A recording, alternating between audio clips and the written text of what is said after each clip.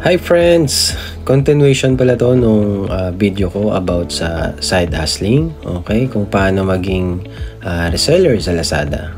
Okay, meron kasi tayo mga tropa na nagtatanong paano daw gawin yon. Okay, so tulungan natin para kahit pa paano makadagdag income sa kanila.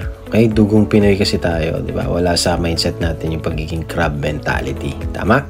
Okay, let's go! Okay, number 1, first step, punta ka sa App Store or Play Store ng cellphone mo and mag-download ka ng Lazada Seller Center. Tapos, gawa ka ng account or pwede mong i-link yung Facebook account mo. Safe naman yan. Okay?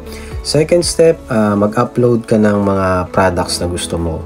Pwede kang maglagay ng sarili mong products or itong nilagay ko, for example, itong J. Emmanuel, di ba? Mga pili nuts yan, mga pampasalubong. Okay? Ang kagandahan kasi sa pagiging reseller, bibili ka lang kapag may order sa'yo. Okay? Makikita mo naman yung kung may nag-order sa'yo, nakikita nyo yung to process, yan. Tapos, kapag may order na sa'yo, click mo lang yung pack and print. May nakalagay naman yan kung anong courier yung pagdadalaan. Either GNT or flash lang naman yan. Okay? Yung about sa ROI, kaya sinasabi kong 50% kasi meron pang kalta si Lazada dyan. Okay? Either more or less 30 to 40% lang yung mapupunta dyan sa'yo, every products. Okay, ang kagandahan naman, malaki pa rin yun. Kapag may umorder sa'yo maramihan, dun ka kikita ng malaki. Diba?